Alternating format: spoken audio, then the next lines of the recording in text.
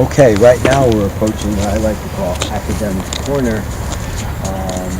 That's my little nickname I gave it, only because everybody here is in one way or another connected to the university. The actual name is the Mosaic Cedar Avenue, Block 52.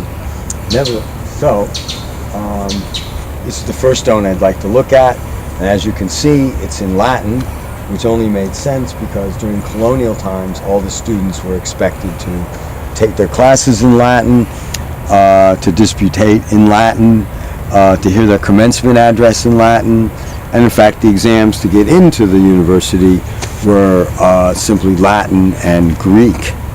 All right, so fortunately, I can translate this for us. So we start off up here, and the abbreviation HSE, which stands for Hic Situs Est, or in English, here was buried. And the Qui, this is the Q, and it says, who excelled in pleasantness of habits and character, and his name was Stephanus Harris. And he was from Springfield. He was a student at Yale. Now, notice the word alumni means student rather than graduate, like we would normally use the word, and that he lived, as it says here, most pleasantly towards his parents and his friends, and he died, obit, on the 6th of May, AD 1754, in the year of his age 19. Now, this is an abbreviation for in the year of his age. And at the very bottom, all the way down here, we see a quote, which is in English because it's from a poem written by a fellow named Edward Young called Night Thoughts. And it was Young was active in the middle of the 18th century, and it says, Lorenzo, hast thou ever weighed a sigh or studied the philosophy of tears? Sort of appropriate to the situation.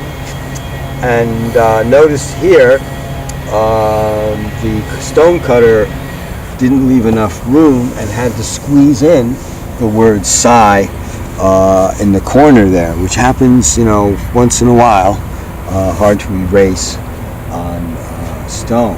Now, other aspects of this stone, if we look at the very top here, we can see the cherub, which represents the soul and its flight to the heavens, the crown representing salvation of the deceased, the pinwheels over here, the motions of the cosmos, and along the sides here, the vines, which represent eternal life through Christ, who was often portrayed symbolically as grapes on a vine.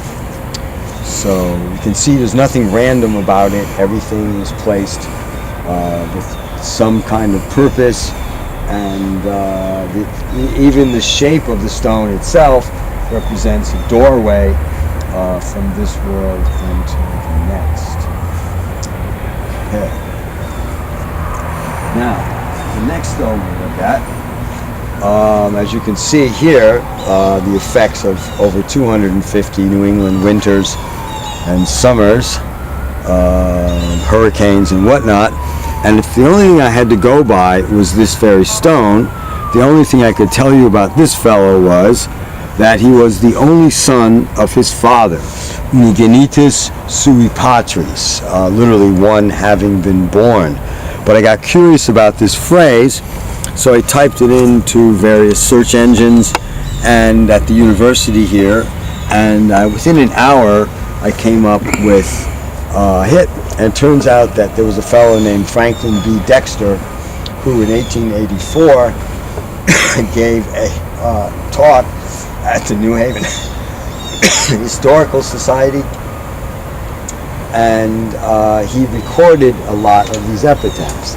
And in 1884, this stone was legible, and it belongs, I guess, to a fellow named Aaron Lyman.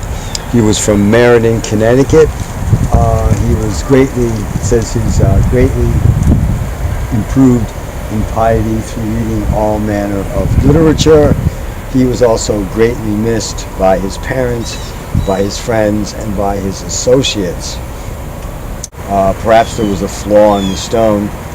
Water got in, froze, thawed and froze again. It doesn't take much. These stones are all sandstone, so being sedimentary rock, you can see that they're prone to erosion. You can see, once again, the effects of over 250 years of New England winters and summers. The stone's pretty much obliterated. We can see that the wind actually carved out whole sections of this and it just fell away in this layered pattern over here. It sort of peeled away like onion skin. But I became interested in this stone as well, and I noticed that down here there were 4 letters. And based on those 4 letters, I went through various books of fellows that had recorded epitaphs, and I finally came across this stone. And even in the 19th century, this stone was severely damaged, but it turned out that the name was missing, but nevertheless he was the son of Zachariah and Zabeth Booth, and he was also a student at Yale, and he died in 1775 on August 31st.